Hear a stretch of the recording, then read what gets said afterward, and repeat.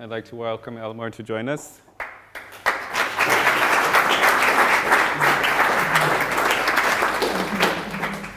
Welcome, Elmar. Thank you so much for joining us tonight, for coming all the way to Zurich to be with us this evening. Really excited to have you. It's a great pleasure. We'd like to start off by going back a little bit in time to understand where you come from. As in, where were you born? Are you Swiss? Were you born here? No, my father was Austrian. My mother was a Swiss-French lady.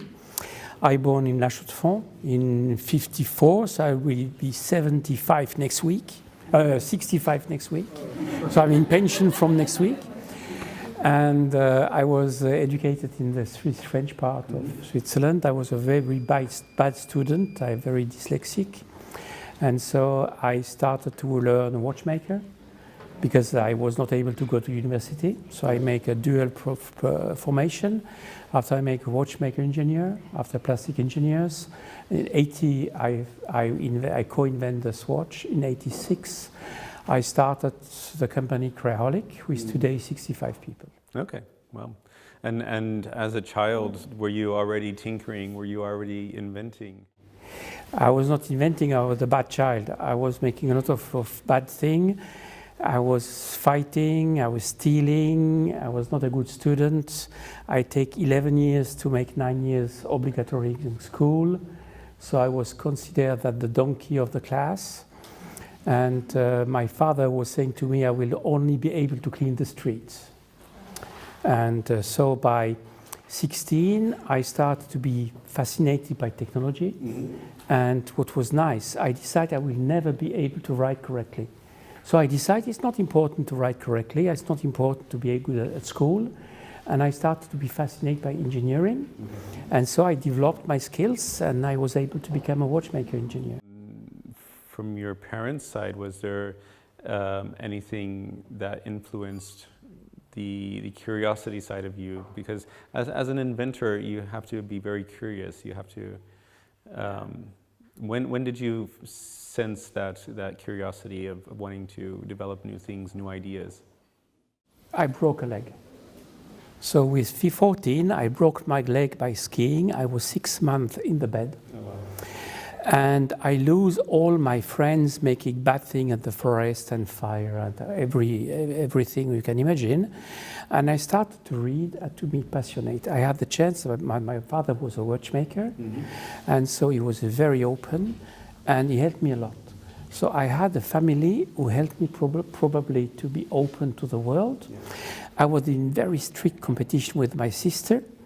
My sister was a brilliant girl. I make 11 years to make 9 years school. She made 8 to make 9. And she was 16 times Swiss champion in swimming. She was the star of the family. And I was lucky she became communist. And so suddenly she disappeared in Israel. She moved to Brazil and she disappeared. So I had free room for myself. And I was the bad guys, and suddenly, because my sister makes such a lot of bad things, I become the good guy. And I have a chance to can demonstrate that I am able to do something. Nice. So, as an inventor, usually other people get the money. Of course. And so what is it that inspires you? What's the reward of an inventor? But you don't try to invent. You see a challenge. You see a problem who has to be solved in a new way. And your fascination in the money is to find a way to propose something better. Money is never motivation. And now if you can find a solution, you have to find the people able to bring that to success. And the inventors are not the right one. What I always say is idea is very easy to have. Idea is bonking. Making Gruppensex is making brainstorming. Brainstorming bring only like spermatozoid. The target of life is to bring birth rate. The target of an invention is to bring something existing. And I don't know if you know, but if you make kids, it's not because you love kids. Kids are monsters looking like angels. but they are monsters. The target of kids is to make the new generation of adults. The target of invention is to make new product for tomorrow. And Casanova must not be this one who make the military forces. If we make kids, it's to make forces and not to make schools. And so the difficulty is to understand that those who are able to produce ID are not maybe the right one to produce success. Right. That's true. It reminds me of a common thread. So everyone that comes here comes from a startup background, from entrepreneurship, and like you have the ideas, but not just because you are a startup founder does not mean that you are the best CEO. And that's always difficult for many founders to say, okay, we're at a certain stage, I need to hand over the reins to someone who's professional at being a CEO. Normally, it's only psychopaths who can be from the beginning to the end. You need a totally different mindset. So for me, it's like a butterfly. You have first a caterpillar. Why should a caterpillar fly? You have 1,000 legs. It's not built to fly.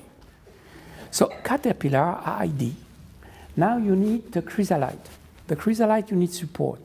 Something like mass challenge, something like support for venture capitalists, something like support for colleagues to make the chrysalide. But it's not the same people. And once you have the chrysalide, you have to have a butterfly with wet wings. At the beginning, it don't fly good. And the butterflies with wet wings is a product to exist, but don't have reached the rentability, making that it can fly. But when you have a butterfly who flies, it's not enough. You have to make an exponential growth, and that is mostly digital. And it's totally different skills. What I learned is you have to give back. Most of the people try to swim like that. They try to bring everything to themselves.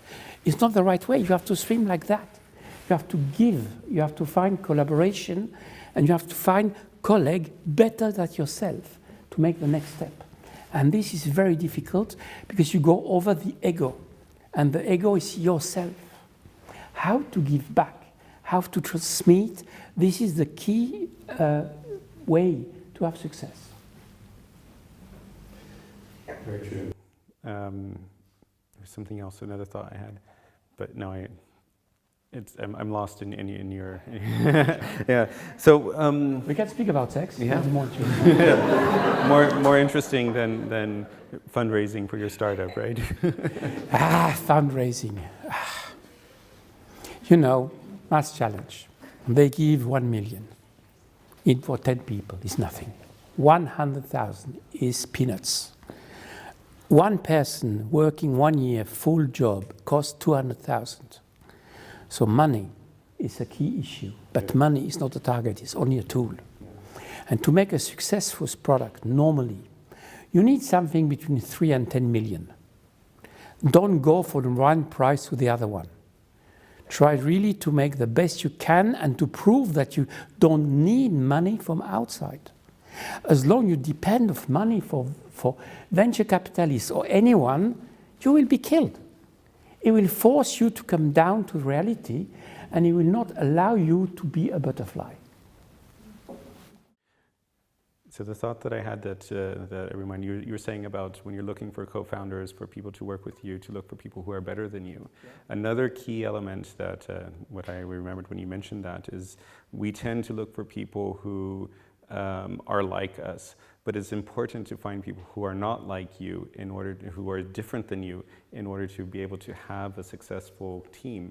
Because if you have 3 people who are acting and thinking the same, you're not going to go anywhere. You need that diversity, you need that different perspectives. Basically, it's like a football Mannschaft. If you are the goalie as trainer, is only looking for good goalie. It's nice to have a good goalie, no questions, but you have somebody to be in front of the team. So the team, the difficulty of team is to find not to have a redundance of capacity, but to enlarge your capacity, to cover the larger field you can. Mm-hmm. And this is always difficult. This is to accept that somebody who don't have your know-how can help you. And don't try to focus your own know-how. Try to go like England, make an empire, make a colony of the know-how for the other. Accept the richness of the world and bring as much know-how you can have what you don't have. Innovation is not going deeper in your capacity. It's to make hybridation. Is to bring ID from different fields, bringing together. It's not allowed to make genetic modification for living system. It's maybe a good idea to make a lot of genetic modification in living animals or organ. But for technology, it's great. You can make genetic modification. This Zeiss phone is a hybrid. It's not a phone, it's not a computer, it's not an agenda, it's not a watch. It's all that together. And hybridation is the chance for tomorrow. How can you capture know-how for other fields to mix that in a new way? And this is a fascinating development. Yeah. So going back a little bit to the Swatch, back when you were working on that project, did you have several iterations, several tries? How many times did it take before you struck gold? So you cannot describe that so easily. I received this job as social support because the company ETA, it was a member of Ebochessa. We was 15 young engineers coming out of the school, and for 15 was jobless. And they make a social help saying, we will engage one engineer. I received the job because I had the chance that the expert of my diploma was so old, he was not understanding the questions. He gave me a beautiful note. So I had the best class result, and I received the job. But a pure coincidence, simply my expert was an idiot. So I received the job. But they have nothing to do for me. So I tried to occupy me. And I started to work with polymer. I have no idea about polymer. So I started to make injection molding. And out of that, I started, hey, nice, this machine. I fell in love with the technology. I decided to buy a machine without any reason. And so it was not very strict. It was a movement on 3 years. 3 years of experimentation, of trying, making error, retrying again, and being the challenge to survive.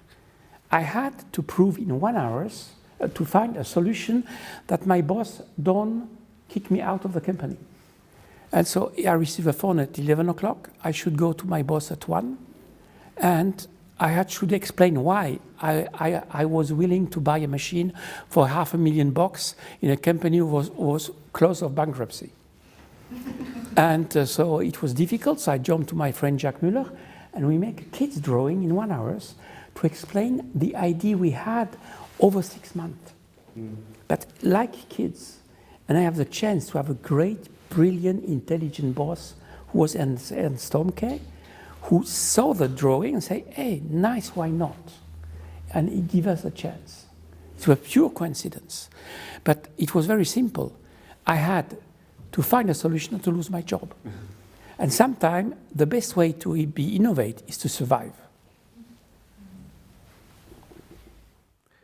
So when it comes down to making a watch that's a single piece that cannot be repaired, how does that fit in line with the ecological questions that come up? The question at that time, a Swiss watch was at least 15 to 20 Swiss franc cost, at least. And the target we received from Thomke was to be below 10. And we reached 5. Why we reached 5? Because we question us why to disassemble. If a watch costs 5 Swiss francs to be produced, why to repair it? Are we repairable? A surgeon can play with us, but we don't have something to open easily and to change our organ. It's always a Bastlerei, it's a Scheiße. And what is interesting is that we decide every disassembling make complexity higher. We soon simplify. And the target is not to not be repaired. The target is to have such a good quality that you don't need to be repaired. And if you change the vision of the product, you can imagine a different way. And we had the chance to be able to do that, not because we had the idea, because we had the freedom. Because suddenly, we had the totally freedom. Nobody was interested about our job. We were only two. And so we was able to decide very quickly to try and to demonstrate that it's possible. Yeah. But we was close to die 10 times. I remember we produced the first 10,000 pieces in '82. We have to destroy the first 10,000 because it was a small mistake inside. Because if you have a mistake and you cannot repair, you cannot repair. So you have to throw them out. And what's incredible, the quality of a product which you cannot repair must be higher than a product that you can repair. Right. And so it was a very interesting movement, and we was in this, we have no choice. Basically, we had to go through the wall. And we had the chance to have the support of the boss. If you don't have the support of your boss, don't try, because he will kill the idea. So you cannot force a mom to be pregnant. If a mom don't want to be pregnant, she can abort. If a boss don't want to make innovation, you will find a reason to cut the business, the money, or something. So you have to have a boss who is convinced to work with us, with you. And we had Ernst Tomke, who was really convinced. He played much more risk than we was playing. I was 26, who cares?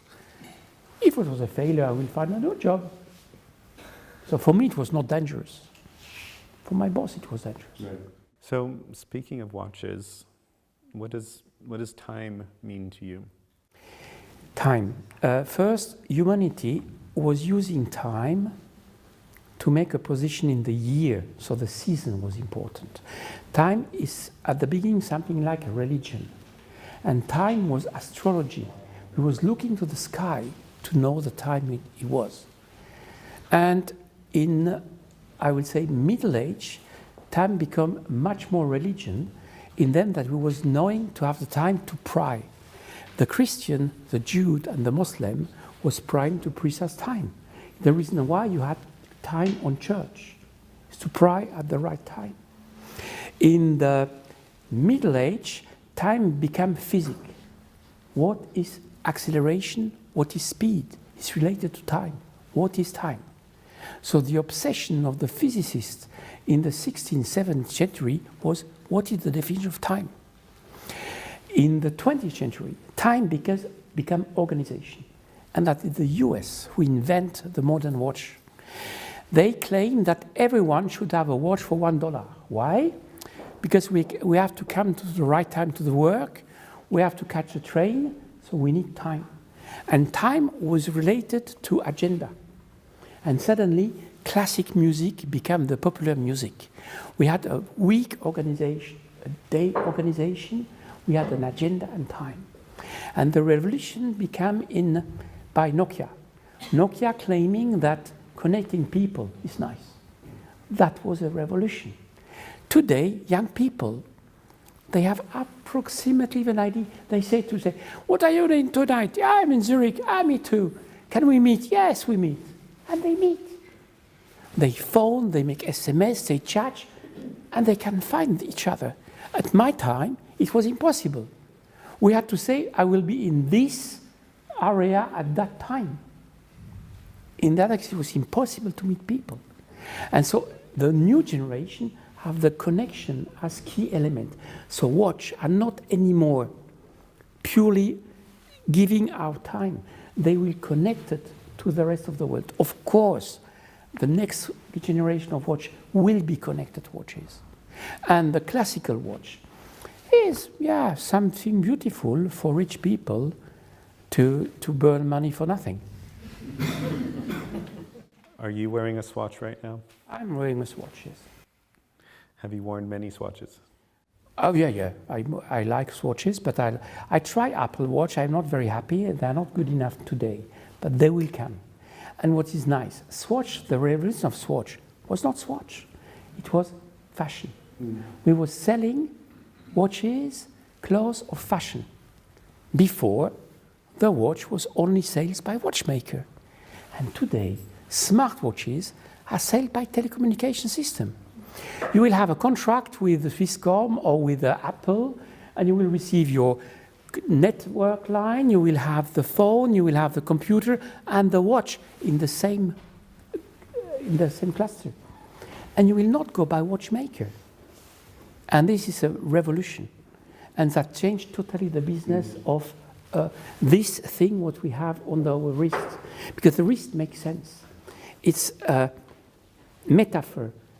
The wrist was always used for symbolic element, for religious element, for talisman. The watch is a talisman. Tell you who you are, what is your value, in which direction you want to go. If you don't have a watch, it's also a talisman, it's also a symbol. You think that you are free of time, but it's a talisman element. And so what is great in this area is the flexibility, the movement. You don't have clothes all time over. You can record sound. You can give indication. The best way, if you have the chance to be with a girl or a man, and he's married or he's married, and you want to speak with her, under the table, you can use your feet to give signal. She knows, but nobody else knows.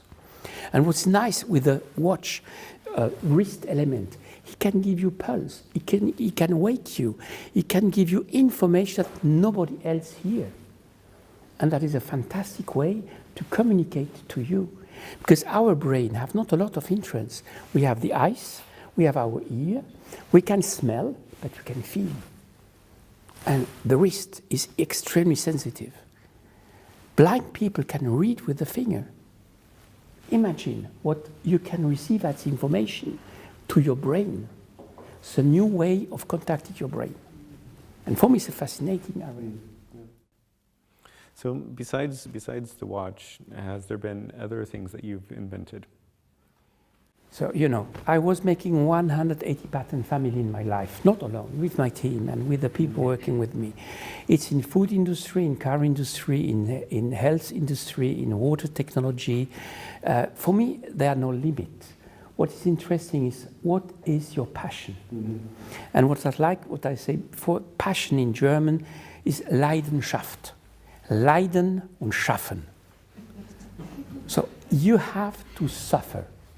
You have to make mistake. You have to be flach auf dem Ranz.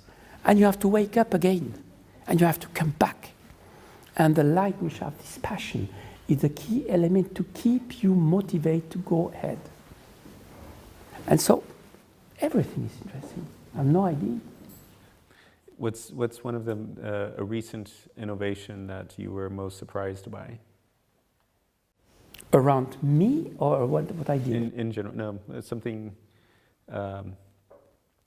in general that has been innovated in recent years. So, look what we did in telecom, in artificial intelligence, in ability to exchange together is simply incredible. So for me, there are a lot of fields, but you can go in the physics. Like, for example, I saw very interesting liquid salt. For me, salt was always something solid. Right. It's liquid. You can have liquid salt. You can make new kind of extraction. You can make solvent in a totally different way. You have energy possibility. We speak about electricity. I'm not sure that's the right way to go. Look how we can do with hydrogen. Can we recycle hydrogen in the best way to produce fuel? Do we need battery in our car? Or do we need a real other kind of fuel? And all these questions, they are incredibly fascinating because the world is absolutely in an unstable position, and everything can change like that if a new idea is coming and a new solution pop out. Right. And so you cannot predict. You have to follow your instinct, and you have to be prepared that you have to change your opinion. That's true. So when you're not inventing, when you're not creating something, what are you doing? Making love.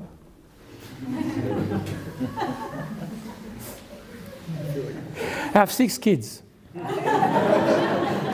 but by fusion acquisition. My wife had 3 and I had 3. But it's a fascinating time. So for me, family is very central. So I need family because all my life I was like in the open sea. I need a hard work. I need something where I can go home. I look like a strange guy because I like Scotland. I decide to buy a cottage in Scotland. Why? Because in heaven, I can go there and sleep and look television. I don't read a lot of books, I look television and films. And I like that. And this time of recuperation and it's a way. I think I cannot live all my time full in excitement. We make yoga. I need to relax sometime.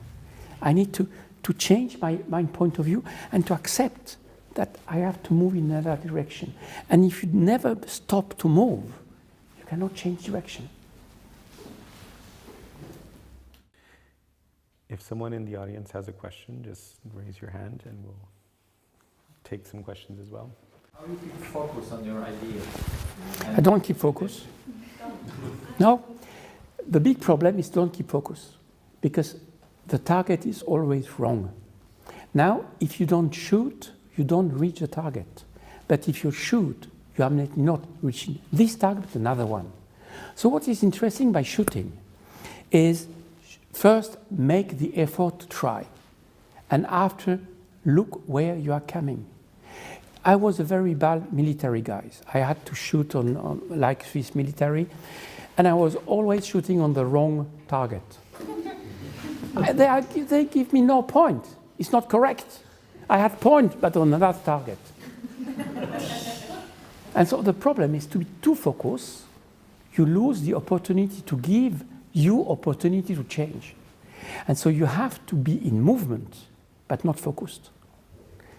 And it's a 2 different moments. By creativity, you have to be open. It's a non-linear way. By startup, you have to be focused.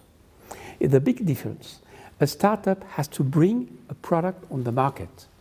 And the target of the CEO or the guy who is so-named entrepreneur, I hate this name, but so-named entrepreneur, they have to be focused. But not by invention. By the invention, you are not focused. If you make love, you don't think on the boy, on the girl. You simply like sexuality. The motivation is there. If you will know that which kind of monster you are produce, you will lose all the energy. So it's not, don't be focused on the end product. Be focused on the moment, what you are living now. And enjoy this and try to best the best way you can go through this one, but don't see the target as focus. Focus on time, on what you are living now. Does that answer your question? But it depends. If you are an entrepreneur, be focused. Yeah, if you are an inventor, don't be focused. Be opportunist. Try to find you don't know the way, by doing the day, the journey, you discover your target. You don't have the target at the beginning, you have the target at the end of the journey. Maybe, maybe not. So what would you tell the young Elmar? Forget, it's horrible.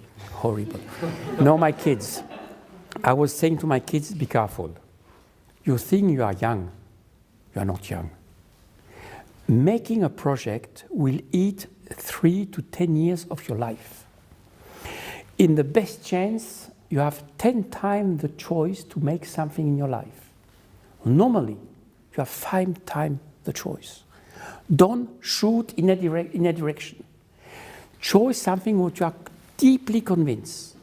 If you are not convinced, don't do it. If you don't trust, don't do it. But if you accept to do it, it's not money what you spend. It's 5 years of your life. And you have only 10 times that in your life. Most of you have only 3 times less. I have only one. My time is very limited now. I want to make one of my baby alive.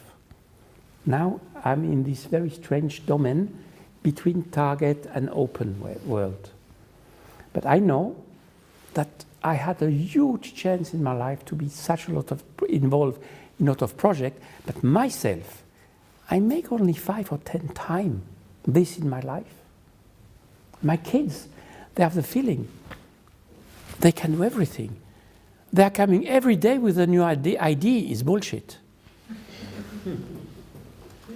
Choose deeply what you want to do.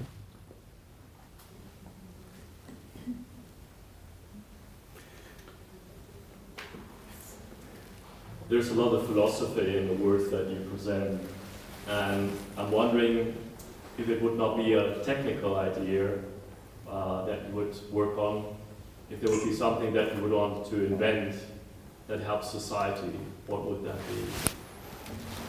be? You know, I'm not here to save society. Basically, I dream about something and happy if I can realize it. I think we are like ants. Every one from us can bring something, and together we can make a lot. So I don't try to change society. Basically, I trust in something, and I think it makes sense. And if it makes sense for me, I'm ready to spend years of work. For example, we was working a lot about how we can weld wood. Today, we are able to weld bone. Tomorrow, we will weld car. And we have totally new technology for that. We started to think about what will be the challenge in 10 years, 20 years. We say probably pandemia will be a problem. Microorganisms will win the war. Antibiotica cannot win because these microorganisms, they will be able to resist to our strategy. We have to relearn something very simple, hygiene. And I focus the last 10 years a lot about hygiene. How can we wash our hand with 5 times less water, with 2 times less soap, and with half of the time? We have product. Out of that, we developed solution. A friend of me say, but water has a value. We developed a solution to make a shower using only 2 liters per minute. Now, L'Oréal published officially that they are working with us. We can make a full hairdressing treatment with 4 times less of water. Imagine Africa, India, China. The number of liters a hairdresser uses for 600 Swiss francs per year, only water. One for one washing place. If you can save 3 quarts of that, you can save 400 Swiss francs per year. And you help also. And you have a better feeling. And out of that, one of us say, you are crazy. It's raining every day in Switzerland. Why should we recuperate water? We should save energy. And we make Julia a shower who recuperates today 50% of the energy during the showering. And that was not target.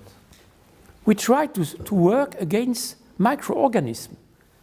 And we make 3 totally different startups. And we was never thinking that we will work in hygiene at the beginning. And that is, I think, the strange element. And that is the big problem of corporate.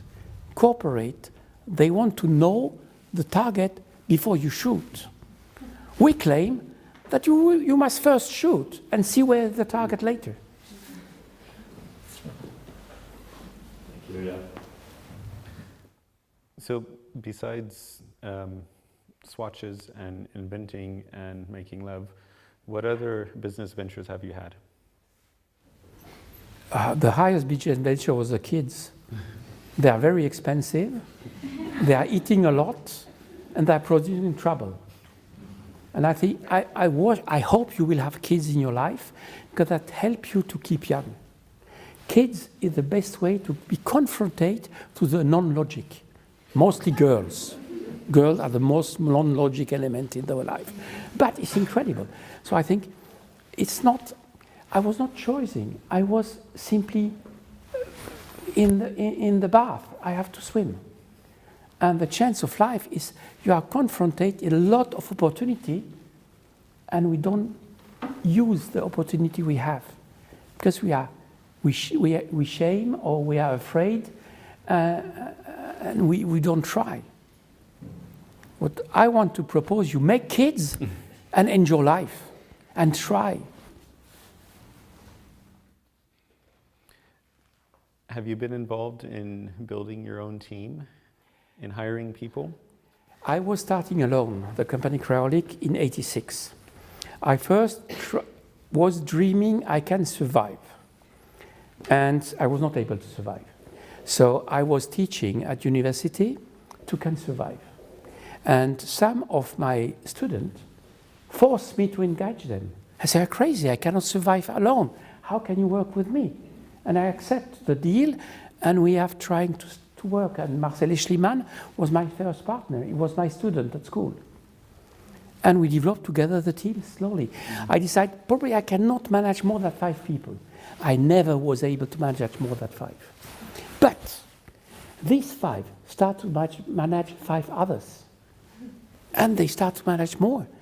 And we grow. I was imagining maximum 5. Suddenly it was 15, and 25, and 35. And now it's 65. I quit. Because it's not my job. But they are incredibly good. And what I like is you are not in the driving seat. You are a part of the element. And you have to find the people who can be with you stronger. And I have the incredible chance that I was able to bring these people together, and we decide to make a capitalistic course. So we make holocracy before holocracy was described. So we decide that all salary are open, all decisions are together, and everything we do is a target, and we share everything. So I decided to share my company. I was 100% owner. Today I'm a 1% owner. And I decided my kids will never have a part of the company. And this kind of decision shape the company and shape the future. And your decision will shape your own future. So in working with people, what do you think is the most underappreciated skill set? What do you look for in I make always mistake. I always make mistake. One of my colleagues, he started because he was jobless. And one of my friends said, "Yeah, this guy was making school with me, he's a good guy, we shouldn't engage him." I say, "Okay, we can try." We make a 3-month contract. I say, "Oh my God, this guy will never be in the team." He was trying to fume cigarettes, he was trying to go out of the job every time. He was not serious. And we had a hard time, and we decided we have to probably to fire people. And we make a list, and we make a list open. It was because, you know, transparency is not only positive, it's also negative. So we decide openly who is absolutely we should not lose, who could we lose, and who is really painful. And we defined 5 people what we can't change. And we, after 3 months, we was able to keep the company at life. And we say we have to fire nobody, but the 5 on the list are this one, this one, this one, this one. And if you don't change, you will fire me in middle term. From the 5, 3 quit the company in the next 2 years, and 2 are key people today in Cryolic. And this guy came to me and say, "Look, I want to go in the US with my girlfriend, go in the US for 6 months. Are you looking for me after me? If I come back, if you have job, are you ready to engage me again?" I say, "Okay, if we have job, maybe, but you know, you're not so good." And he came back with a pregnant girlfriend. He married, he changed his life. To be father, to be in charge of family, the guy switched totally. And today is one of the key personalities of Cryolic. I was not expecting that. I had another guy who was making MBA, he was in charge of a team in a large company. I would say, "This is a great guy." We engaged him very expensive. After 1 year, we have to say to him, "Hey, we reduce your salary for 40%, And after 3 years, we have to fire him. And I was sure it's the best guy I can hire. So I always make mistakes. I was never able to choose the right one. But what I saw is one guy is able to play in the team, and he really going with, he can become a great people. And you have no idea at the beginning. So I'm very bad human resource guy. But you give people a chance to prove, and I think the openness and transparency makes it their responsibility to prove themselves, and not you saying. Yes, but they have to keep the. I cannot explain why a team of 3 musicians can give the Beatles, or 4 musicians, and 4 other one are making shit. So at a certain time, the right people at the right moment together can make brilliant things. Yeah. And I don't have the chemistry. It's not it's not a secret.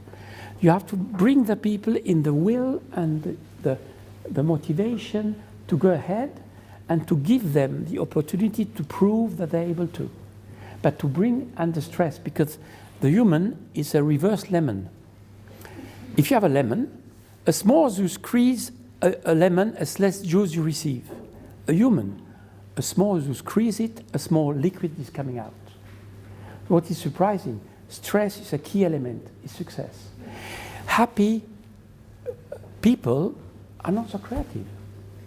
The worst thing is to be in holiday and to have nice girl around you and love to drink. You are not really creative. So stress is an important element. I cannot explain that. It's back to your analogy of the butterfly. You need that pressure to bring out the beauty. So is there an idea, an innovation, an invention that, like, something really crazy, something really wild that you've not been able to do, but that you believe one day? What's the craziest invention that you have in your mind that you would like to see happen? Ha! To understand girl.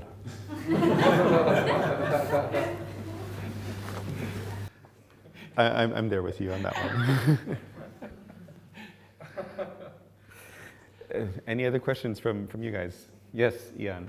Yeah, I was just interested in what you said there about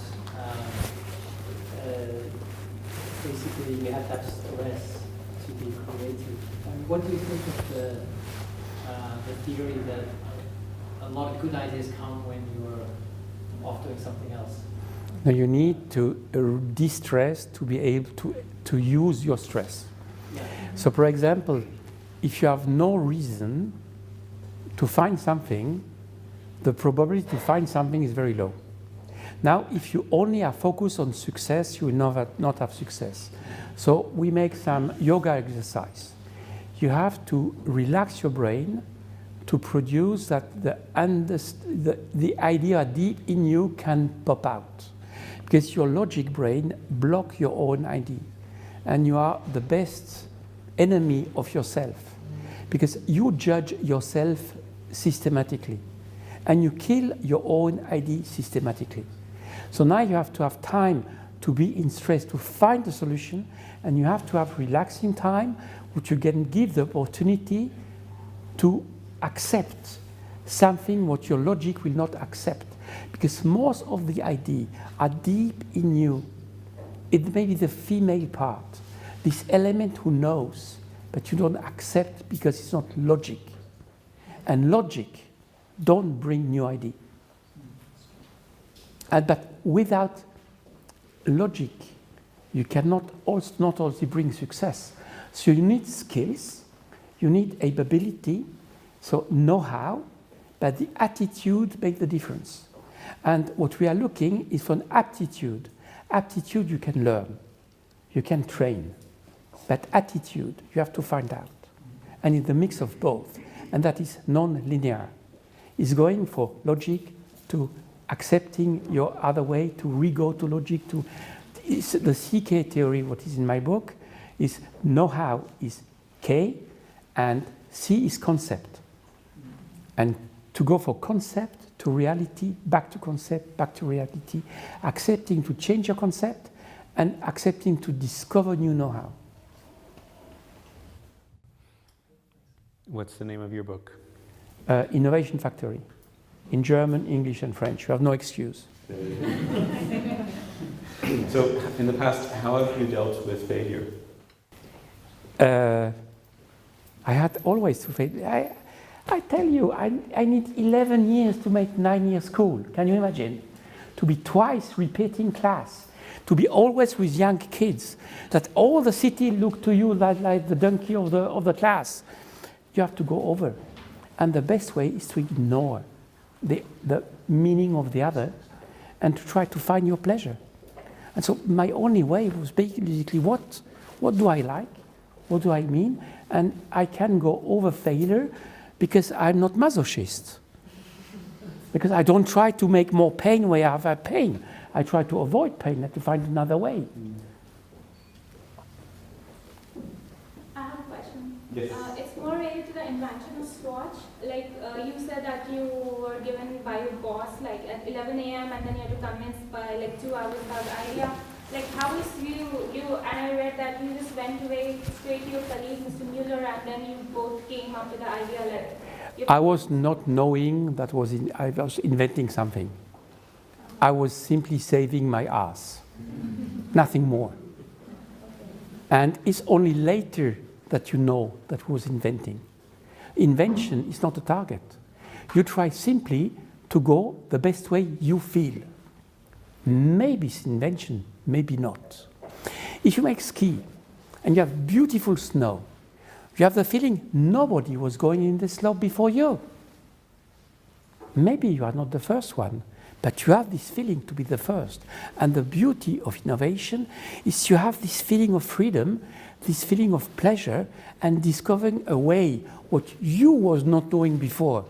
Maybe another one was knowing it before. An invention is only, you receive the invention only if nobody was going in the slope before you.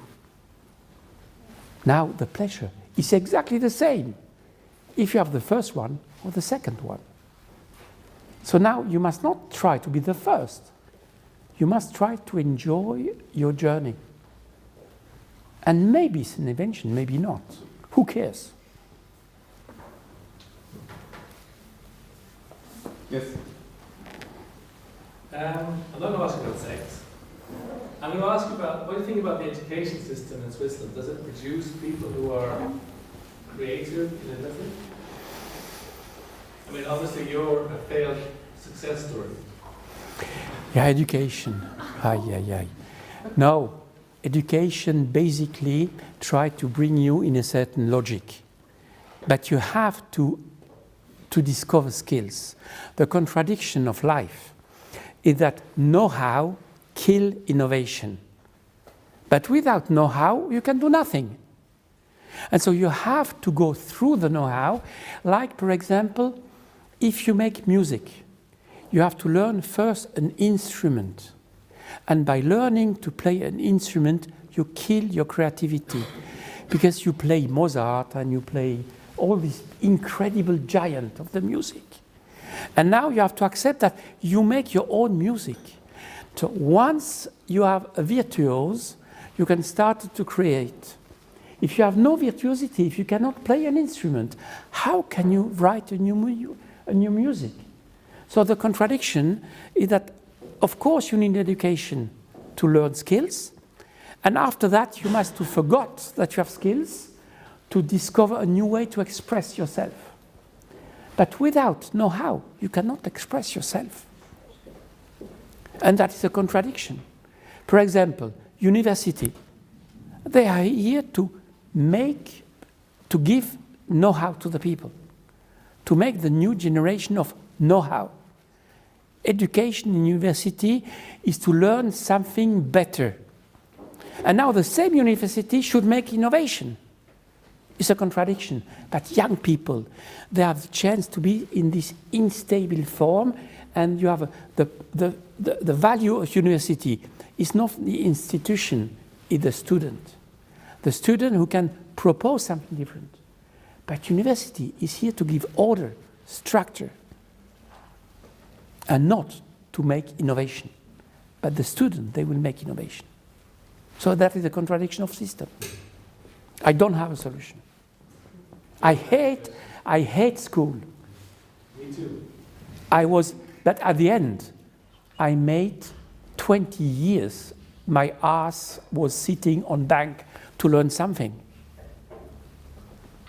And without this learning, I was probably not able to make anything. But I was hating school. I will never be a teacher. That was a long time. No, because it's boring. You repeat yourself always. But you're teaching us now. Hmm? You're teaching us. I don't understand the You're question. teaching us right now. I don't know. We discuss together. So I think there's probably many more questions, many more topics. We could talk a long more time, but we need to start wrapping up now. You're still around for a little bit afterwards? Yes, until I have to go at 9, my train. I go back to Schweiz. Before we wrap up, we like to end with a series of what we call rapid fire question. And the idea is just super short answers, the first thing that comes to mind. So what is one item that you own that you would never sell? My kids. What is your most unusual skill? Dyslexia. What is more important, strength, speed, or stamina? Trust. What historical figure do you most admire? Gaston Lagaffe. And what is your favorite season of the year? Winter. When was the last time that you tried something new? Yesterday. Team or single founder? Team. Cats or dogs? Oh, dogs. Beer or wine? Wine. Favorite app? What? Favorite app on the phone? SBB app.